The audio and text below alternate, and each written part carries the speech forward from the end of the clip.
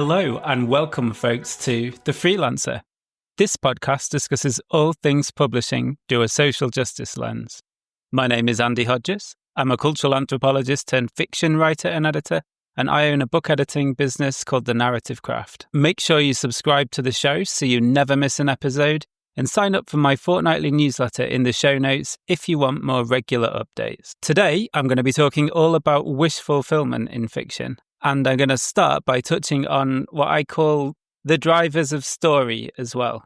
These are things that keep the reader turning the page. And the biggest one, arguably, is tension. When story tension is managed effectively, the reader will want to keep turning the page. They don't necessarily want high tension all the time, but oscillating between high tension and lower tension scenes and increasing the tension over the course of the book is stuff that works very well in genre fiction, and I think that would work well in a lot of literary fiction as well.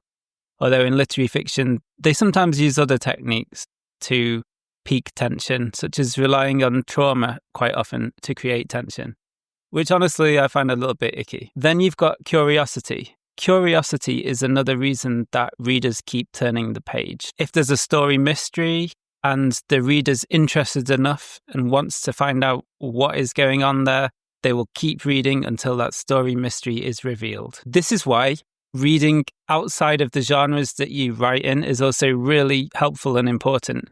If you read a bunch of mystery novels, you'll get really good at planting the seeds and the breadcrumbs for a really good reveal, for a really good story mystery.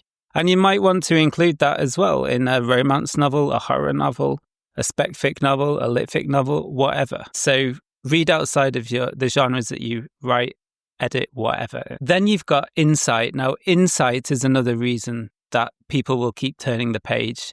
This one really applies to nonfiction. Typically, people read nonfiction to learn about a topic, to gain insight into something. But there are novels, especially kind of lit fic novels, but not only, that offer insights into things outside of the story as well.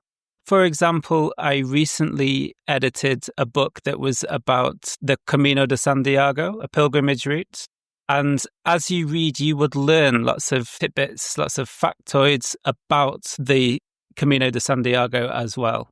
So that's one way in which an author, even when they're writing something fictional, can package in insight. And that can be a really compelling reason why someone keeps reading the story. Another example, I worked on a novel that was set in Iceland. It was a romantasy book, but it had lots of references to Icelandic folklore as well. So not only were you getting the story and the plot, you were also learning about really cool Icelandic mythological creatures. I'm going to put a link to those books in the show notes so that you can check them out for yourself. But insight is often a reason why people keep reading a story. And the final one, I've only got 4. I know the Mythcreants team, who are amazing, and in many ways, this is another episode that is basically footnotes to Mythcreants. They've talked about tension, curiosity, and number 4, wish fulfillment. There may be other reasons out there. If you know of any, please contact me and let's have a conversation about it, because I'm really interested to know.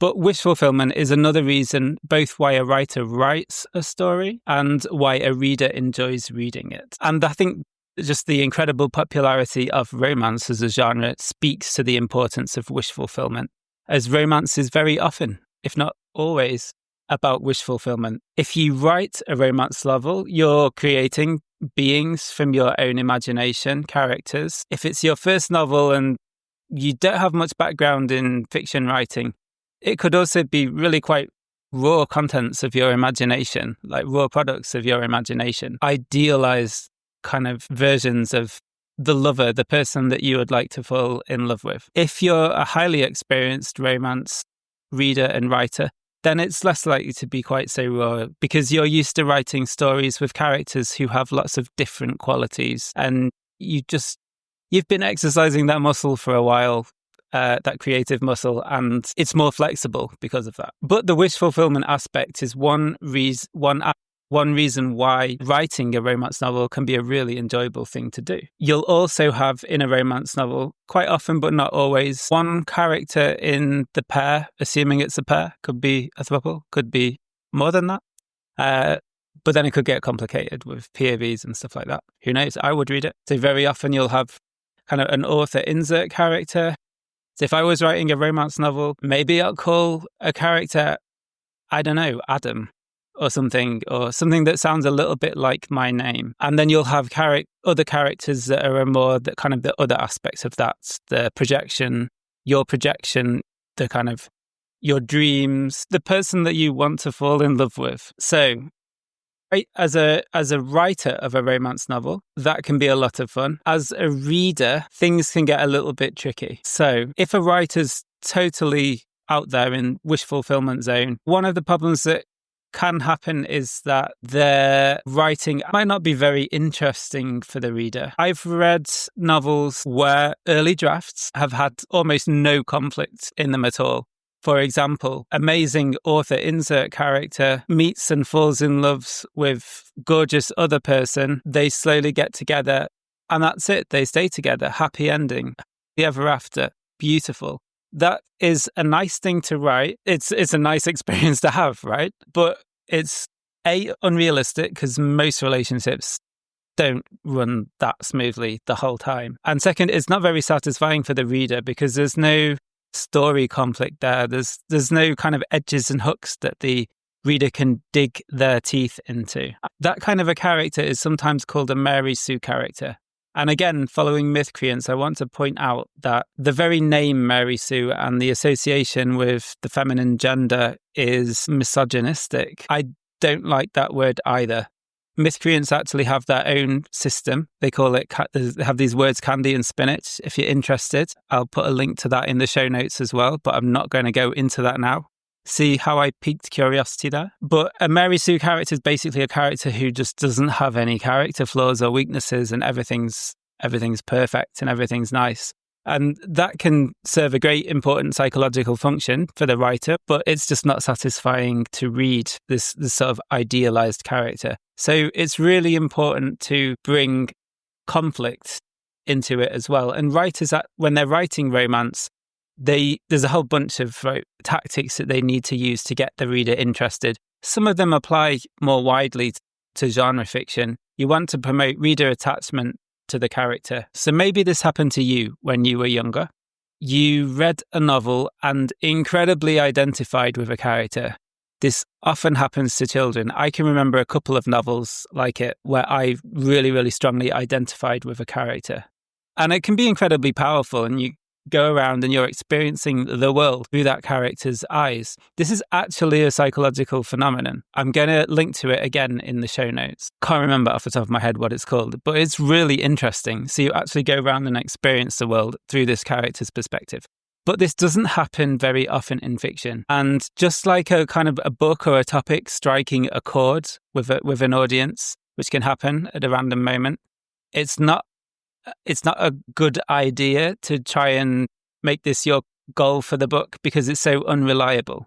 So you want to instead use a bunch of tactics like promoting reader attachment to a character through getting them to do small acts of kindness, through putting them in situations where the reader can feel empathy for their situation, and so on. So there's a whole set of techniques that you want to use to get the reader interested and excited about a character. And then you need some conflict and obstacles as well. Character flaws obviously really helpful for this. And in all of the guides to writing a romance novel, there's this big emphasis on character flaws. So yeah, there's a whole bunch of fiction, craft, literary techniques, whatever, that can help the reader find a particular romance story satisfying.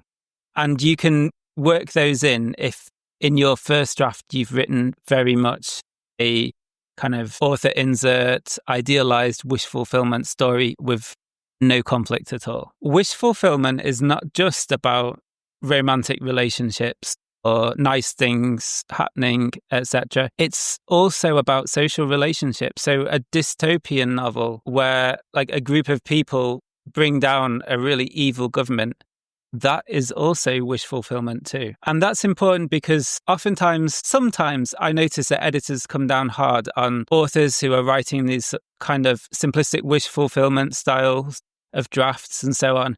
And I want to say that those stories, they have issues, those drafts, they do. But this whole act of wish fulfillment is coming from a place of imagination, and it's particularly important for people who are in some kind of oppressed situation, because this power to imagine a world where particular wishes come true is incredibly important. I think one of the reasons why romance novels are so popular amongst feminine readerships is because of this imaginative identification.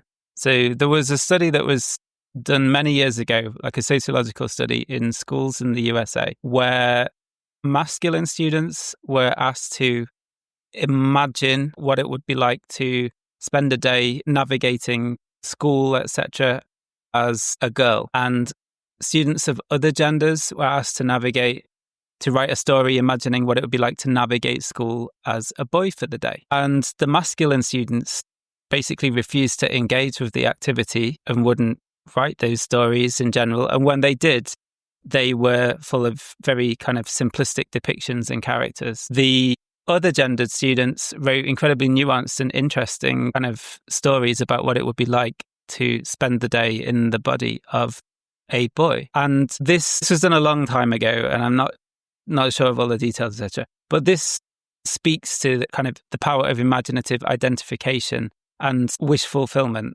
My basic point is, and this comes from miscreants again, do not be too harsh on people who are writing as a form of wish fulfillment. It's an incredibly important activity that people engage in as a way of dealing with handling oppressive systems of power and social relations. So it's really important. The crux of the problem is, if you want to turn it into a story that's satisfying for readers, there are certain things you have to do with that early wish fulfillment draft in order to make it kind of viable, satisfying for a significant audience. But it's incredibly easy to polish a shitty first draft. It's much more difficult to create that shitty first draft. So kudos to anyone who's written one of those kinds of wish fulfillment stories as a first draft. And romance novelists are very familiar with this. And as they write more and more novels, they're just aware of these kind of problems and when particular aspects of a character are coming from a wish fulfillment part of their imagination.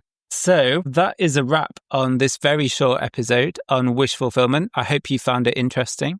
I will be back in a few weeks with 2 new podcast guests. I will be discussing authenticity versus aspiration in fiction. And I will also be discussing the literary landscape and publishing system in other countries in Europe as well. See, that we can break out of this Anglo-American bubble and look at how things are being done in other countries too, which I think is really interesting and important. So I hope you'll stay with me. If you found this episode interesting, pretty please subscribe to this podcast. As you know, I have said goodbye to all social media, and this podcast and my blog are the main ways, and my newsletter are the main ways of keeping in touch with me. So I would be very grateful if you hit subscribe or even hit reply and send me an email letting me know what you thought of this episode. Apart from that, I don't have much more to say except enjoy these kind of moody, foggy, we've hit the fog here in Scotland right now, weeks of autumn, and I will see you again very soon. Until next time.